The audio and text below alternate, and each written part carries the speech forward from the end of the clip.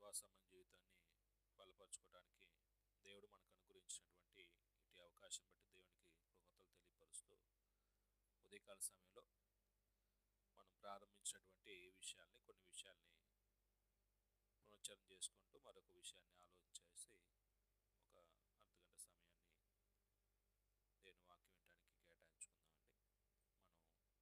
మనం యాకోబు రాసిన పత్రికను ఆధారం చేసుకుని ఒక పాఠాన్ని చెప్పుకుంటూ వస్తున్నాం. శోధన సహించువాడు ధన్యుడు అనే మాటని ఆధారం చేసుకొని శోధన అంటే ఏంటో చెప్పుకున్నాం. శోధన యొక్క రకాలు, ఎన్ని రకాలుగా మనుషులు శోధించబడతారో దానికి ముందు శోధన ఎన్ని రకాలో చెప్పుకున్నాం. శోధన అనే మాట పాపం చేసినట్టుగా ప్రేరేపించబడటం శోధన, తప్పు చేసినట్టుగా మరలు కలుపబడటం శోధన. అయితే రెండు విధాలుగా శోధన సంభవిస్తుందని, ఒకటి భోగేషులతో కూడిన శోధన ఉంది, రెండు శ్రమలతో కూడిన శోధన ఉంది. భోగేచ్ఛలు అనేది వ్యక్తిగత విలాసవంతమైన జీవితం కొరకు శరీర సంబంధం ఇచ్చలు నెరవేర్చుకోవడానికి భోగాలు అనే పదం ఉపయోగించాడు. దానివల్ల చాలామంది పడిపోయారండి. బైబిల్లో విశ్వాసం నుంచి చాలామంది మార్గం తప్పిన వారుగా మనం చూస్తాం. దావీదు కానీ, సొలొమోను కానీ, వీళ్ళందరూ కూడాను శరీరిచ్ఛను అదుపు చేసుకోలేక పాపం చేసి శ్రమల పాలైనట్టుగా చూస్తాం, శోధించబడి పాపంలో పడినట్టుగా చూస్తాం. శ్రమలతో కూడిన శోధన ఏంటో చెప్పుకున్నాం. శ్రమలు రెండు రకాలు. నీతిగా బ్రతికిన శ్రమలు వస్తాయి, తప్పు చేసినప్పుడు శ్రమలు వస్తాయి. నీతిగా బ్రతుకుతున్నప్పుడు కలిగే శ్రమ ఏమో మన విశ్వాసాన్ని వన్నీకి తేవటానికి, తప్పు చేసినప్పుడు కలిగే శ్రమ ఏమో తప్పును దిద్దుకొని బ్రతకడానికి దేవుడు హెచ్చరిక ఇచ్చాడు. అప్పుడు శోధనలో ఎన్ని రకాలుగా సంభవించవచ్చు, ఏ పరిస్థితుల్లో మనం శోధనలో పడిపోయే అవకాశం ఉంటుంది అంటే కొన్ని విషయాలు మనం చెప్పుకుంటాం. అంటే నేడు ఎదురవుతున్నట్టు శోధనలు కుటుంబపరంగా శోధనలు ఉన్నాయి. అలాగనే మనం ఎక్కడైనా పని చేస్తున్నప్పుడు ఉద్యోగరీత్యా, సమాజంలో, సంఘంలో, అలాగనే ప్రకృతి వైపరీత్యాలను బట్టి ఇవన్నీ కూడా మనుషులకి ఎదురవుతున్న శోధనలు. అయితే ఇంకొక చిన్న మాటను మనం ఆలోచించేద్దాం. అదేంటంటే కఠినమైన శోధన, అంటే సామాన్యమైన శోధన నుంచి కఠినమైన శోధనల వరకు. మూడో పాయింట్గా సామాన్యమైన శోధన నుండి కఠినమైన శోధనలు ఎదుర్కొంటున్నాం మనం. కఠినమైన శోధనలు,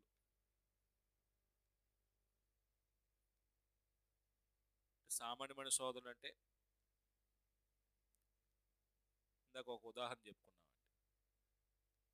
ఒకవేళ కుటుంబం ఉన్నప్పుడు కుటుంబంలో కలిగే సామాన్యమైన శోధన ఏంటంటే భర్త భార్య దగ్గర నుంచి ఏదైనా ఆశించినప్పుడు అది సరైన విధానంలో జరిగించలేకపోతే భర్త ఏం చేయబడతాడు, కోపపడతాడు. కాఫీ ఇచ్చినప్పుడు కాఫీలో షుగర్ ఐటమ్ మర్చిపోయింది అనుకోండి, వెంటనే వచ్చిందని మరి పురుషుడికి కోపం వచ్చేస్తుంది. బుద్ధి లేదు నీకు అసలు అని నోటికి ఒకవేళ కొన్ని సందర్భాల్లో ఏది వస్తే అది మాట్లాడతారండి. అది శోధనే. అక్కడ ఒక క్షణం ఆగి ఒకవేళ మర్చిపోయింది వెళ్ళి వేసుకుంటే సమస్య రాదండి. మనం అది చెయ్యం, అది శోధనే. మీరు ఇలా రాసుకుంటే సామాన్యమైన శోధనలో ఇంకేం రాసుకోవచ్చండి. కొన్ని రాసుకున్నాను. ఏంటంటే అది అక్కడ పాపం ఏంటి మర్చిపోయేంతకి. ఇప్పుడు కాఫీ ఇచ్చినప్పుడు, టీ ఇచ్చినప్పుడు షుగర్ ఐటమ్ మర్చిపోయింది భార్య, అక్కడ పాపం ఏం జరిగిద్దండి. అక్కడ పురుషుడు తొందరపడి మాట్లాడే మాట కొన్ని సందర్భాల్లో దోషణ మాట అనుకోండి, అది దేవుడు ఏం చేస్తాడు, పాపంగా ఎంచుతాడు. అంటే నోటిని కాచుకోవాలి, కాని మాట మాట్లాడే అనుకోండి ఆ సందర్భంలో, అప్పుడు వెంటనే అది దేవుడి నీతిని నరుని కోపం నెరవేరుస్తుంది. కాబట్టి అది దేవుడి నీతిని తప్పిన సందర్భంలో పాపంగా ఎంచుతాడు. కోపంలో మనిషి విచక్షణ కోల్పోయి ఏం మాట్లాడదో తెలియదండి. బూతులాడవచ్చు, కొన్ని సందర్భాల్లో అక్కడ ఇసేసి కొట్టొచ్చండి. అలాంటి పరిస్థితులు కుటుంబాలు జరుగుతున్నప్పుడు అక్కడ పాపం చర్యగా దేవుడు చూస్తాడు. అదొకటి పాపం. మనకి ఈ స్నేహితుల దగ్గర నుంచి కూడా కొన్ని సందర్భాల్లో సామాన్యంగా పాపం చేసినట్టు ప్రేరేపించబడే పరిస్థితి వస్తాయండి. ఇందాక నేను సమాజంలో ఎలాగ మనుషులు పాపం చేయడానికి కారణమవుతుందో కొన్ని ఉదాహరణ చెప్తూ స్నేహితుల దగ్గర ఒక మాట చెప్పాడండి. స్నేహితులు అంటే మనతో ఎల్లప్పుడూ కలిసి ఉండేవాళ్ళు. ఇప్పుడు వీళ్ళు ఏం చేస్తారంటే వాళ్ళు అనుకున్నది చేయటానికి ప్రేరేపిస్తూ ఉంటారండి. ఇప్పుడు మన వైఖరి వాళ్ళకి తెలుసు ఇలాంటివి చేయరు అని, అయినా సరే వాళ్ళు ఏం చేస్తారండి కొన్ని సందర్భాల్లో బలవంతం చేస్తారండి. అరే అలాంటి వాడు కాదు, అలాంటి ఇలా నచ్చదు వాళ్ళకి అని తెలిసి కూడా కొన్ని సందర్భాల్లో మన స్నేహానికి ఇచ్చే విలువ అదేనా, ఆ? నిష్ఠూరంగా మాట్లాడతారండి. కొంచెం ఎలాగైనా వీడి చేత తప్పు చేయించాలని ఏం చేస్తారంటే ప్రేరేపిస్తారండి. వాళ్ళు అంటే కొన్ని సందర్భాల్లో మనకు తెలియకుండా మనతో ఉండే స్నేహితులే పెట్టుకుంటారండి. వాడి చేత ఈ పని చేస్తా చూడు అని పెట్టుకొని మన చేత ఆ పని చేయించి మన దగ్గర పాపం చేస్తారు, మన చేత పాపం చేస్తారు. వాళ్ళు ఏం చేస్తారు, పైశాచిక ఆనందం పొందుతారండి. అలాంటి స్నేహితులు కూడా కొంతమంది ఉన్నారండి లోకంలో, అలాంటి వాళ్ళు కూడా ఉన్నారండి. అదొకటండి. రెండు, ఒకవేళ ప్రభుత్వ పరంగా లేకపోతే ఉద్యోగ రీత్యా మనం ఇలాంటి శోధనలు ఎదుర్కొంటామంటే ఈ సామాన్యమైన శోధనల నుంచి కొంచెం కఠినమైన శోధనలోకి వెళ్తున్నాను నేను. వాక్యం తెలిసిన తర్వాత కొంతమంది తప్పుడు పని చేయరండి. అంటే వచ్చిన జీతంతో తృప్తిగా బ్రతకడానికి సాధన చేస్తారు. కొంతమంది ఏం చేస్తారంటే ఇంతకుముందు లంచాలు తీసుకున్నాడు కాబట్టి ఇప్పుడు లంచం తీసుకోబోతే చుట్టుపక్కల వాళ్ళందరూ ఏమంటారండి, మానసికంగా ఈ పెద్ద దేవుడు కుమారుడు, ఇంతకుముందు ఈ బుద్ధి ఏమైంది, ఇప్పుడు తీసుకున్నాడు కాబట్టి మాటలు చెప్తాడు మాకు అని వేళకోళ మాట్లాడతారండి. కొన్ని పరిస్థితుల్లో నేను అలాంటి వాడిని కాదు, అలాంటి వాటిని నేను తీసుకోనని చెప్పినా సరే ఫార్మాలిటీ మీ వాట మీకు పంపిస్తారండి. బలవంతం చేసి మీరు అడగొద్దు మమ్మల్ని, పర్లేదు అంటే మీ వాట మీకు పంపిస్తారండి. ఇప్పుడు అదేంటండి, శోధన కాదా? అంటే మీకు ఉద్యోగస్తులు తెలిసిందండి నా బాధ.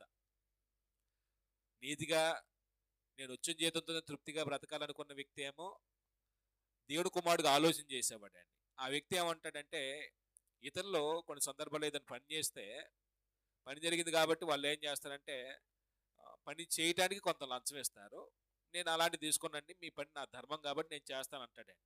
పని అయిన తర్వాత ఆయన ఏం చేస్తాడు, మీ ఫార్మాలిటీకి మీకు పంపిస్తానండి అని మీరేం అడగొద్దు, మీరేం తీసుకొని అవసరం లేదు, మా వంతుకు మేము చేయాల్సి మేము చేస్తామని పంపిస్తారండి. అప్పుడు ఏంటంటే పరిస్థితి, అది చాలా శోధన అండి. నేను చేయవలసింది నేను చేశాను, అంతకంటే ఎక్కువ కాదు నేను చేసింది, నా డ్యూటీ చేసినా కొన్ని సందర్భాల్లో ఏం చేస్తారండి తీసుకొని పర్లేదు అంటారండి. పర్లేదు అనేది ఏమొచ్చి ఎందుకు, అదండి అక్కడ కూడా కొన్ని సందర్భాల్లో మనం ఏమైపోతామంటే బెండ్ అయిపోతాం. అంటే నాకు అర్థమైంది ఏంటంటే మనం కష్టపడి సంపాదించితే మందండి, ఇతరుల దగ్గర నుంచి ఏది వచ్చి ఉచితంగా వచ్చింది అది మంద కాదండి. ఒకవేళ ఆశిస్తే దురాశ అవుతుంది. అప్పుడు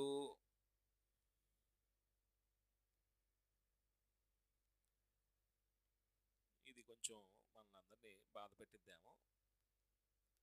ఇప్పుడు ఆదివారం ఆరాధనకి వెళ్ళాలండి, దేవుడి కార్యం ఆరాధన జరిగించుకోవటం. ఆ రోజే ఒకవేళ మనకి ఏదైనా ప్రోగ్రాం పడిద్ది, చుట్టాలు వస్తారు దూరం నుంచి, మన తోడబుట్టిన వారు ఎవరో వస్తారండి దూరం నుంచి, ఏం చేయాలి అప్పుడు పరిస్థితి, అది మనకి శోధనే. అది ఎలా శోధన అయితే అంటారో, దేవుని ఆరాధించడం అనేది ప్రధానంగా మనం నమ్మినటువంటి ఒక లక్ష్యం. ఆదివారం రోజున ఏ పని చేయకుండా దేవుని సన్నిధిలో గడపాలి, ఆయన ఆరాధించుకోవాలి, మనం నమ్మినటువంటి విశ్వాసం. ఇప్పుడు మన విశ్వాసానికి అక్కడ ఏం కలుగుతుందంటే భేదం కలుగుతుందండి. కొంచెం మనం నమ్మిన దానికి వ్యతిరేకంగా చేయాల్సిన పరిస్థితి వస్తుంది. బంధువులు వస్తారు, లేకపోతే మనకి ఆప్తులు వస్తారు, లేకపోతే మనమే ఎక్కడ ఉన్నాం, దూరం నుంచి మన పేరెంట్స్ ఎవరు వచ్చారు, మనం ఎక్కడ దూరంగా ఉన్నప్పుడు ఏం చేస్తారు, ఒక విశ్వాస ఆలోచన ఏమో అమ్మ ప్రార్థనకి వెళ్తున్నాం మేము, మీరిద్దరు కూడా రండి, కాసేపు దేవుడి సందికెళ్ళి ఒక 2 గంటలు ఎక్కువసేపు ఉండదు, మంచి విషయం నేర్చుకోవచ్చు అని కూడా తీసుకుని వెళ్తారండి. విశ్వాస ఆలోచన. మరి ఆ విశ్వాస యొక్క ఆలోచన ఎలా ఉండిద్దండి, దూరం పోలకు తెలిసిందండి. ఇప్పుడు మన దగ్గర ఉన్నాం కాబట్టి మనకేం తెలియదండి. దూరం నుంచి ఎప్పుడో పండక్కో పబ్బానికి వస్తుంటారు కదా చూడటానికి. ఎప్పుడో ఏదైనా సెలవు దొరికినప్పుడు వస్తుంటారు, మా పిల్లలు ఉన్నారు అని. అలాంటి పరిస్థితి ఏం చేయాలండి అప్పుడు? దూరం నుంచి వచ్చారు పాపం అమ్మ నాన్నలు, ఒకరోజు ప్రార్థనకి వెళ్ళకపోతే ఏం కాదులని ఏం చేస్తామండి, మానేసి ఇంట్లో కూర్చుంటాం, శుభ్రంగా వండుకొని మంచి వంటకాలు తినుకుంటా కూర్చొని పడుకుంటామండి, తీరిగా కబుర్లు చెప్పుకుంటామండి. మహోన్నత దేవుడిని ఆరాధించడానికి దేవుడు అవకాశం ఇస్తే దేవుడి సొంత గడపవలసిన సమయాన్ని ఏం చేస్తున్నామండి? సొంత కార్యాలకు ఉపయోగించుకుంటున్నామండి. ఆరాధనే కాదండి, మనకి ఇలాంటి బైబిల్ క్లాసులో కూడా కొన్ని సందర్భాల్లో సహవాస కొడికి పెట్టుకుంటాం. ఈ ఈ కార్యక్రమం ఉద్దేశం ఏంటండి?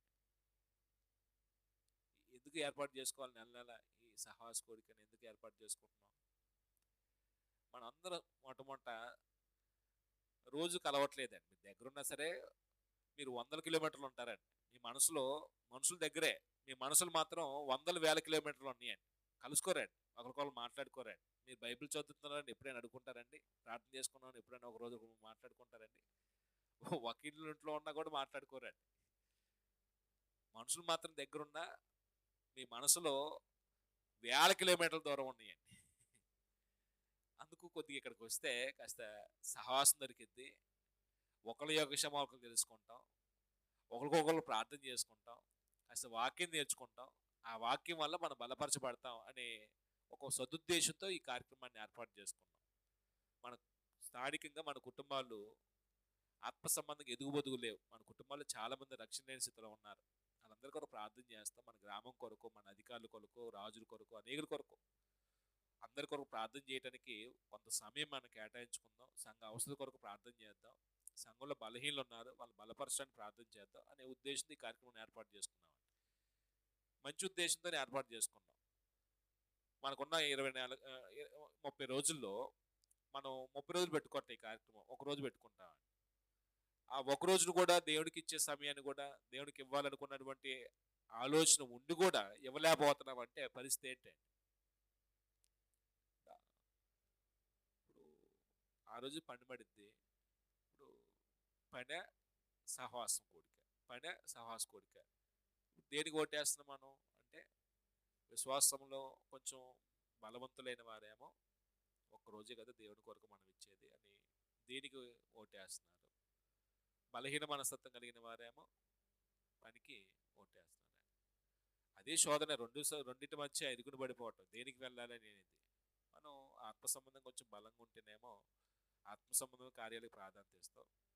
బలహీనమైన మనస్తత్వం కలిగిన వాడేమో సొంత కార్యాలు ప్రాధాన్యత ఇస్తామండి. మీరు ఏదైనా ఆలోచించుకోండి ఇలాగా. అంటే నేను మీ పరిస్థితిలో ఉంటే ఎలా ఉండిద్దో నాకైతే తెలియదు, కానీ నేను చాలా ప్రాంతాలు తిరుగుతున్నప్పుడు కొంతమంది సహోదరులు వేసే ప్రశ్న ఏంటంటే, దేవుడి కార్యం విషయంలోనే మేము నిర్లక్ష్యంగా ఉంటున్నామండి, మా పనుల విషయంలో మాత్రం మేము చాలా జాగ్రత్తగా ప్లాన్ చేసుకుంటున్నామని అంటారండి. అంటే వేరే చోట కొంతమందికి వాక్యం చేయడానికి వెళ్ళినప్పుడు ఇదే కంప్లైంట్ చెప్తారండి. అప్పుడు వాళ్ళతో మాట్లాడుతూ, మనం ఇలాంటి కార్యక్రమాలు మన మేలు కొరకు కదా ఏర్పాటు చేసుకుందంటే, నిజమే బ్రదరు, మా కార్యక్రమాల విషయంలో మేము సరిగ్గా ప్లాన్ చేసుకుంటున్నాం, దేవుడి కార్యాల విషయంలోనే సరిగ్గా ప్లానింగ్ ఉంటుంది బ్రదర్ మాకు. అంటే ఒకటే లోపం ఏంటంటే, మనం దీనికి ప్లాన్ చేసుకోవాలి, మన పనులకు మాత్రం ఏం చేస్తామండి అంటే ప్లాన్ చేసుకుంటామండి. మనం 2 నెలల తర్వాత వెళ్ళే ఊరికి కూడా ప్లాన్ చేసుకుంటాం ఇప్పటి నుంచే. 2 వారాల తర్వాత చేసే పనికి కూడా ఇప్పుడే ప్లాన్ చేసుకుంటాం.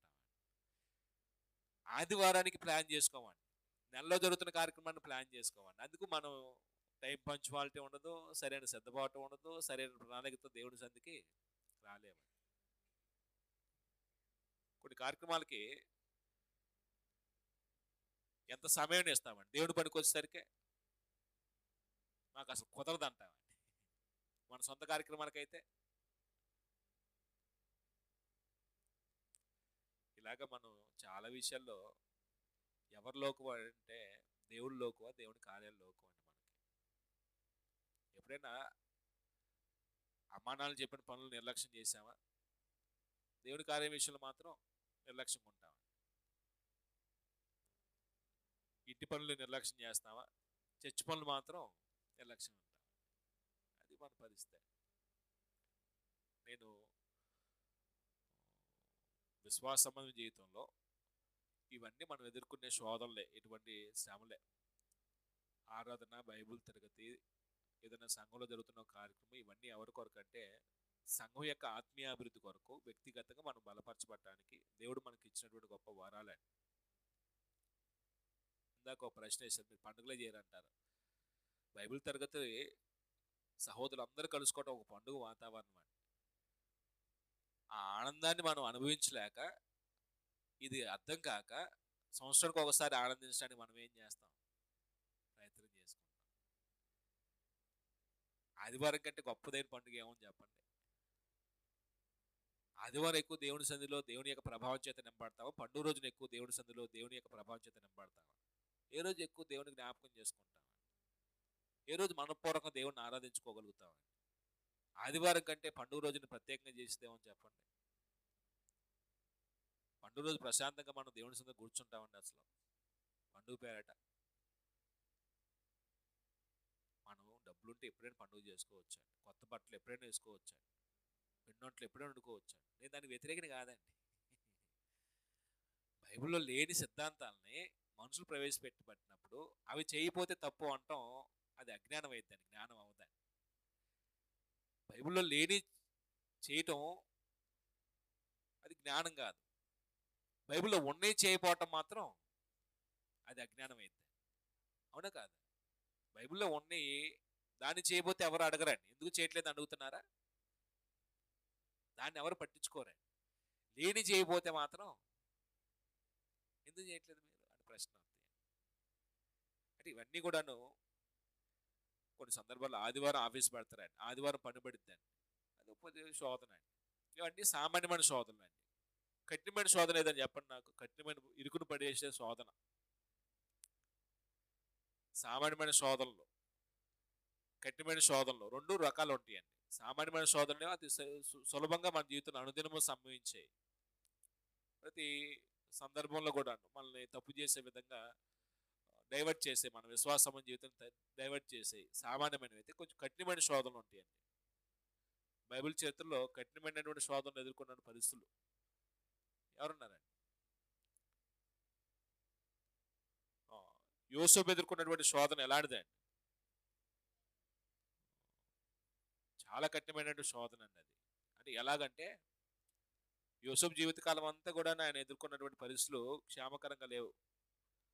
అన్నల చేత ద్వేషించబడ్డాడు, అన్నలు అసహించుకున్నారు, అన్నలు చంపడానికి కంకణం కట్టుకున్నారు, ఆ గోతులు పడేసేసి చంపేద్దాం అనుకున్నారు, అమ్మేశారు పరాయి దేశస్తుడికి, బానిసకి వెళ్ళాడు. బానిసకి వెళ్ళిన తర్వాత అక్కడ పరిస్థితులు ఏమైనా క్షేమకరంగా ఉన్నాయి అంటే అక్కడ మంచి వాతావరణం లేదు.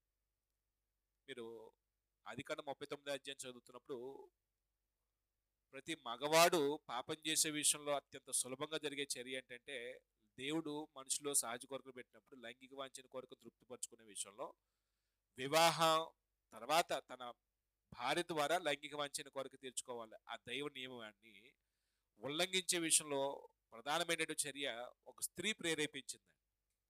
ఆ దైవ నియమాన్ని ఉల్లంఘించడానికి కఠినమైనటువంటి శోధన ఎదురైందండి యోసేపు జీవితంలో. అంటే సహజంగా ఉండే కోరిక మానవుని జీవితంలో, లైంగిక వాంఛనే కోరిక. ఒక యవనస్తుడి దగ్గరకు వచ్చి ఒక స్త్రీ తప్పు చేద్దామని ప్రేరేపిస్తున్నప్పుడు ఏ యవనస్తుడైనా ఏం చేస్తాడండి? ఈజీగా పాపంలో పడిపోతాడే. ఏ మగ వ్యక్తి అయినా పాపం పడిపోవటానికి అది ప్రధానమైన కారణం. ఎందుకంటే స్త్రీ వచ్చి పాపం చేద్దాం అంటుందండి. కానీ ఆ పురుషులకు ఉన్నటువంటి నైతికత ఏంటంటే, ఒకసారి అది చెప్పి నేను ముగింపుకు వస్తాను. ఆదికాండం 39 అధ్యాయంలో మీరు చదువుతున్నప్పుడు 9వ వచనం ఒకసారి చూద్దాం.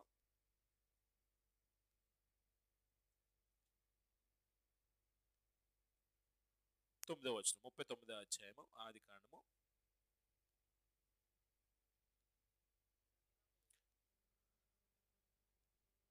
ముప్పై 39వ అధ్యాయము 9వ వచనంలో ఉమ్,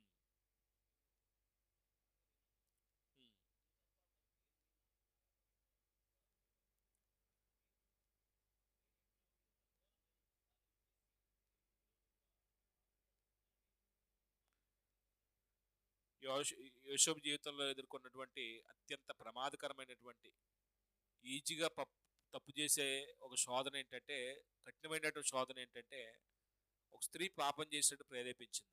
ఇప్పుడు యోసేపు ఏమంటాడే, ఇది ఒకరోజు జరిగిన కార్యక్రమం కాదండి.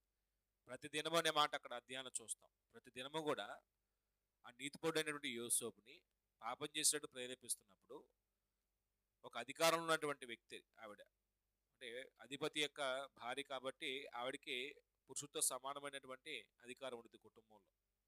యజమానురాలు, యజమానురాలే దాసుని ఏమంటుంది, పన్నోడిని పాపం చేద్దామంటుంది. ఇప్పుడు ఏంటంటే పరిస్థితి, ఆ వ్యక్తి ఎలా నిగ్రహించుకున్నాడు? పాపం చేయకుండా ఉండడానికి కారణం ఏంటండి? యోసేపు జీవితంలో పాపం చేయకుండా ఉండడానికి కారణం ఏంటండి?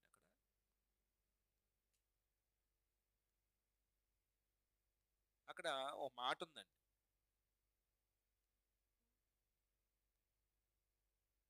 తొమ్మిదో వచనంలో, నీవు అతని భార్యమైనందున. యోసేపుకున్న జ్ఞానం ఏంటండి? నీవు నాకు భార్య కాదు, నాకు సంబంధించిన దాని కాదు, నాది కాంది నేనేం చేయను, ఆశించను. ఇది ధర్మశాస్త్రం ఇచ్చిన తర్వాత ఆజ్ఞ, నీ పొరుగువాందకు దేన్ని ఆశించొద్దు అనేది ఆజ్ఞ. కానీ ఆజ్ఞ లేనప్పుడే యోసేపు ఆ నీతిని ఎరిగిన వాడే. నాది కాంది నేను ఆశించకూడదు. ఆవిడ పొరుగువాడి భార్య, పొరుగువాడి భార్య నేను పొందుకోకూడదు. అప్పుడు మీరు చెప్పే మాటలు చూడండి, ఆ వ్యక్తి అలాగా ఉన్నతంగా ఆలోచించాడు అంటే ఎంత దేవుని అర్థం చేసుకుని ఉంటాడండి ఆ మనిషి. దేవుడు సర్వాంతర్యామి, అన్ని చోట్ల ఉండేవాడు. ఆవిడికి తెలియదండి జ్ఞానం, దేవుడి జ్ఞానం లేదు ఆవిడకి. నువ్వు నేనే ఉన్నావు, పాపం చేద్దాం అంటది. యోసేపు యొక్క వైఖరి, దేవుడు పరిశుద్ధుడు, ఆవిడికి ఆ జ్ఞానం లేదు, తప్పు చేద్దాం అంటది. హృదయాంతరం ఎగినవాడు దేవుడు అని, అన్ని చోట్ల ఉండేవాడు దేవుడు అని, ఆయన పరిశుద్ధుడని యోసేపు నా దేవుని ఎదుట ఇంత ఘోరమైన దుష్కార్యం చేసిన ఎలా పాపం మూట కట్టుకుంటాను? ఆయన సన్నిధిలో నేను ఎలా చేయగలను ఇలాంటి దుష్కార్యం? అది మంచి కార్యం అన్నాడు, దుష్కార్యం అన్నాడు. అది దుష్కార్యం అండి. తప్పు చేసే మనిషికి ఈ జ్ఞానం ఉండాలండి. ఈ తప్పు నేను చేయకూడదు, దుష్కార్యం, దేవుడిని యెహోవా ఎదుట నేను చేస్తున్నాను, ఇలాంటిది అసహ్యం దేవుడికి. ఏ వయసులో ఆ మాట అంటున్నాడండి ఆ యవనస్తుడు?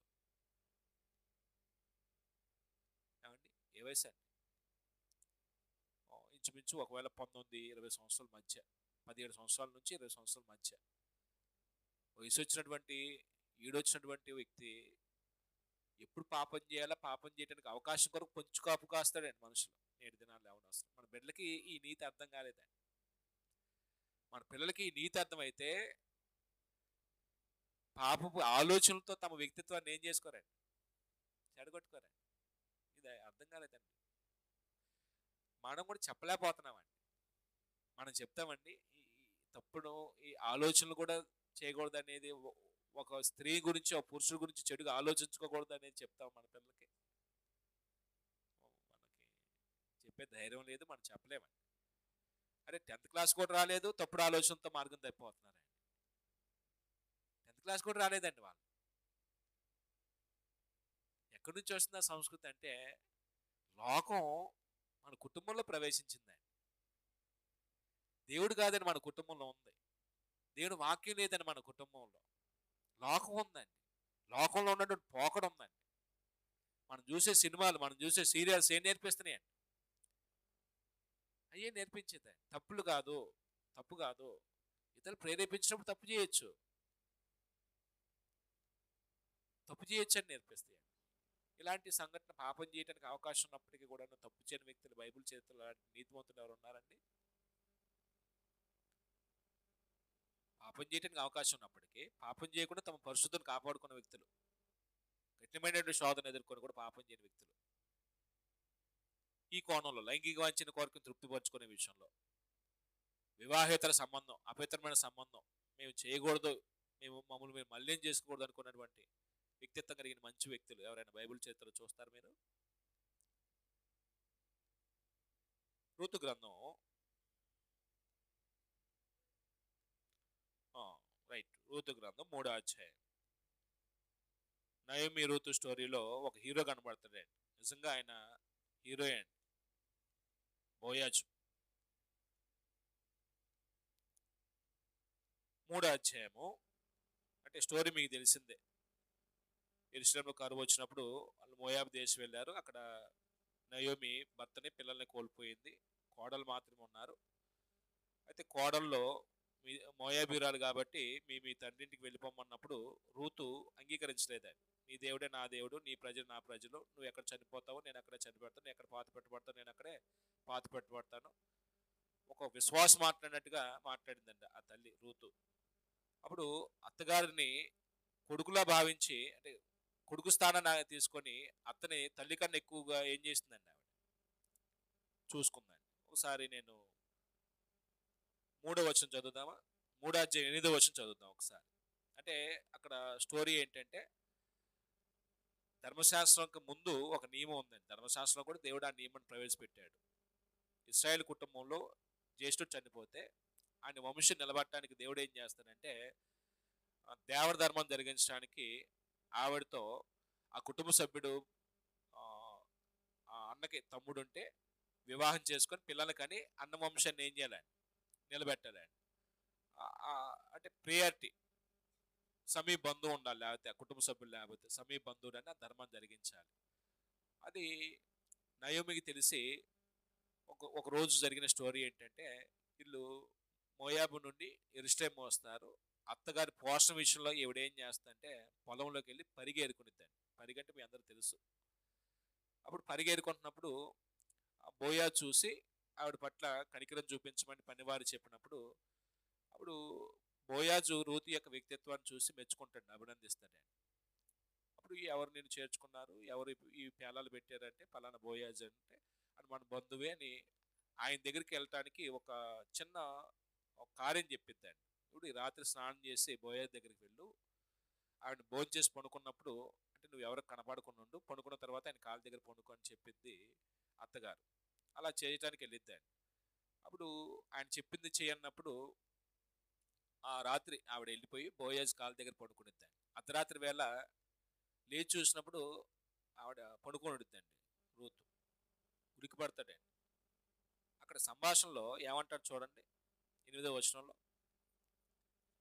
ఒకవేళ అలాంటి సందర్భంలో మనం ఉంటే మన మన ఆలోచనలు ఎలా ఉంటాయండి? ఏ పురుషుడైనా స్త్రీతో ఒంటరిగా ఉన్నప్పుడు వాళ్ళిద్దరి మధ్య సంభాషణ జరుగుతుంటే వాళ్ళ ఆలోచన విధానం ఎలా ఉండిద్దండి? అమ్మా, తప్పు ఆలోచనలు వస్తాయండి సామాన్యంగా ఎవరు లేనప్పుడు. కానీ ఎక్కడ తప్పు ఆలోచనలు కానీ మాటలు కానీ దొరలేదండి. 3వ అధ్యాయం 8వ వచనం చదువుతున్నప్పుడు అక్కడ అంటాడు, మధ్యరాత్రి యందు అతడు ఉలికిపడి తిరిగి చూచినప్పుడు ఒక స్త్రీ అతని కాళ్ళ యొద్ద పడుకొని ఉండెను. అతడు నీవెవరో అని అడుగగా ఆమె నేను రూతు అను నీ దాసురాల్ని, నీవు నాకు సమీప బంధువుడవు గనుక నీ దాసురాలి మీద నీ కొంగు కప్పమనగా. కొంగు కప్పడం అంటే నన్ను నీ భార్యగా చేసుకో. అంటే దేవర ధర్మశాస్త్ర ప్రకారంగా అది పాత నిబంధన నుంచి కొనసాగుతున్న ఆది కాండంలో కూడా చూస్తాం. ఆ ధర్మాన్ని ఇశ్రాయేల్ వంశాన్ని నిలబెట్టడానికి చెప్పినటువంటి నియమం. అప్పుడు ఆయన ఏమంటాడు చూడండి, 9వ వచనంలో. అతడు నీవెవరు అని అడుగా, ఇది అయిపోయింది కదా, నీవు నాకు సమీప బంధువు గనుక నీ దాసుల మీద నీ కొంగు కప్పమనగా. 10వ వచనంలో అతడు నా కుమారి, యెహోవా చేత నీవు దేవుని నందుదువు. అంటే ఏమని సంబోధించేటండి? కుమారి అని సంబోధించి, నా కుమారి అంటే, నా కుమారి అనే ఒక వ్యక్తి సంబోధిస్తున్నప్పుడు అతని హృదయంలో ఏదన్నా దురాశ ఉండిద్దండి, ఆవిడ పత్ర ఏదన్నా తప్పుడు ఆలోచన అభిప్రాయం ఉండిద్దండి, ఇప్పుడు ఉండదండి. అక్కడ దేవుడు అనే మాట ఉపయోగించాడండి. యెహోవా చేత నీవు దేవుని నందున్నాను అనే మాట ఉపయోగించాడంటే, పాపం చేసేటప్పుడు నోట యెహోవా అనే పదం వచ్చిందండి.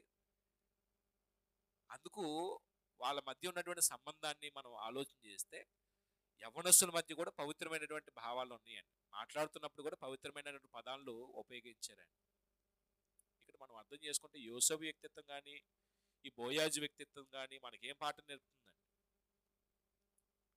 ఏం పాఠం నేర్పుతుందండి? వివాహం కాకముందు ఎటువంటి అపవిత్రమైన సంబంధాలు ఉండకూడదు. ఓ పురుషుడు తన కాబోయే భార్యకి ఏం గిఫ్ట్ ఇస్తారండి? విలువైన గిఫ్ట్ ఏంటండి? ఇచ్చే గిఫ్ట్ ఏంటండి? తన వ్యక్తిత్వాన్ని చెరుపుకోకుండా పరిశుద్ధ జీవితాన్ని ఆ అమ్మాయికి బహుమానంగా ఇవ్వటం అండి. అందుకని గొప్పది ఏముందండి? ఆ అమ్మాయి తన భర్తకి ఏమి ఇచ్చిందండి? విలువైన గిఫ్ట్. తన పరిశుద్ధమైన జీవితాన్ని జీవించి తన భర్తకి తను అప్పగించుకోవటం అండి. ఇంకా అంతకన్నా ఏం కావాలండి పెద్ద గిఫ్ట్? ఇప్పుడు అదేమి లేదండి. స్కూల్లో టీచర్స్, ఈ రోజు టీచర్స్ ఎవరు రాలేదండి. ఒక టీచర్ ఉందండి. టీచర్స్ కూడా ఎవరు నేర్పట్లేదండి.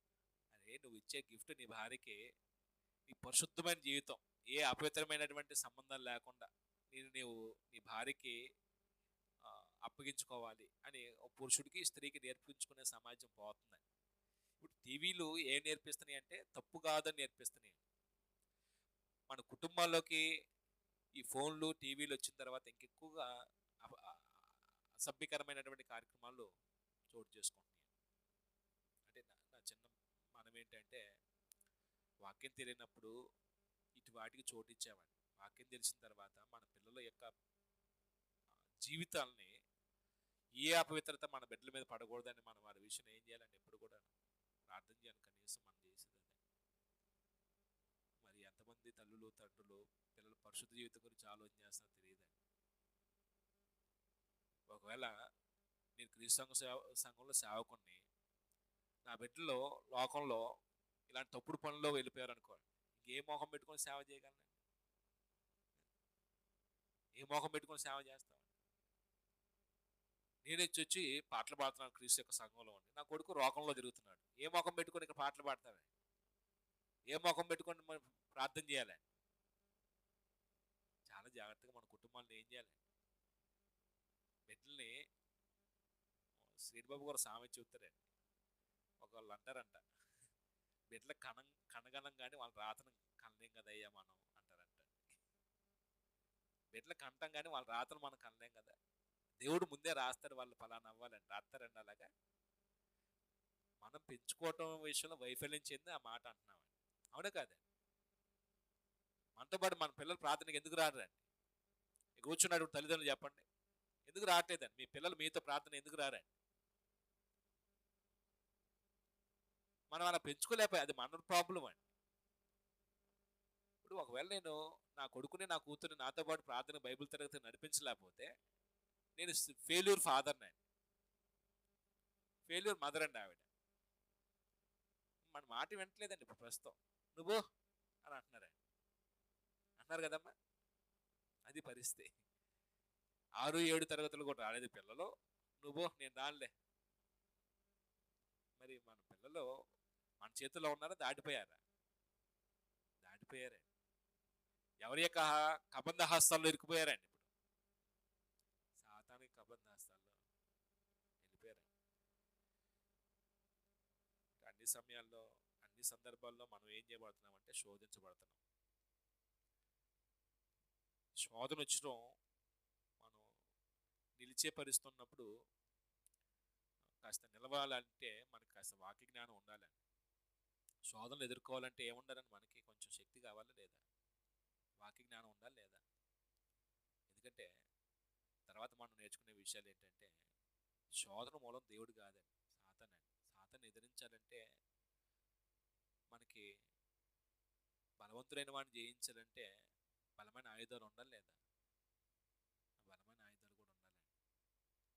మరి దేవుడు ఏం చేస్తాడు? శోధించద్దంటే దేవుడు చూస్తూ ఉంటున్నాడు అంతేనా? ఆయన పిల్లలు మనం ఆయన నీతిని జరిగించడానికి వచ్చాం, ఎందుకు మరి శోధించడానికి దేవుడు అనుమతిస్తున్నాడు? మరి శోధనలో వచ్చినప్పుడు ఎలా వ్యవహరించాలి అది తర్వాత మనం ఆలోచిద్దాం. అంటే మన జీవితంలో సామాన్యమైన శోధన నుంచి కఠినమైన శోధన మనం ఎదుర్కొంటున్నామండి. సామాన్యమైన శోధనలో ప్రార్థనకి కొన్ని సందర్భాల్లో సమయానికి వచ్చే విషయంలో కూడా మనం ఏదో పనులు పెట్టుకుని ఏం చేస్తామండి. ఇప్పుడు నాకు ఎప్పుడు అనిపించింది 10:30కి అనుకుంటాం, 10:30కి ఎప్పుడు స్టార్ట్ చేయలేకపోతున్నామండి. కారణం పనులకి వెళ్ళి వస్తారా మీరు? అంతేనా? ఇంటి దగ్గర ఉన్నా రాలేకపోతారు ఎందుకని? కారణం ఏంటండి?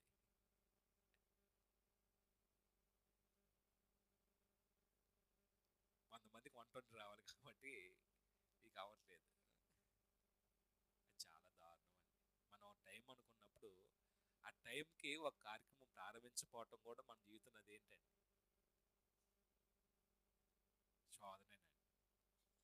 అది ఎలా శోధన అయితే అని ఇప్పుడు మనం దేవుని ఎదుట తీర్మానం తీసుకున్నాం, పలానా టైంకి పలానా కార్యక్రమం చేస్తామని.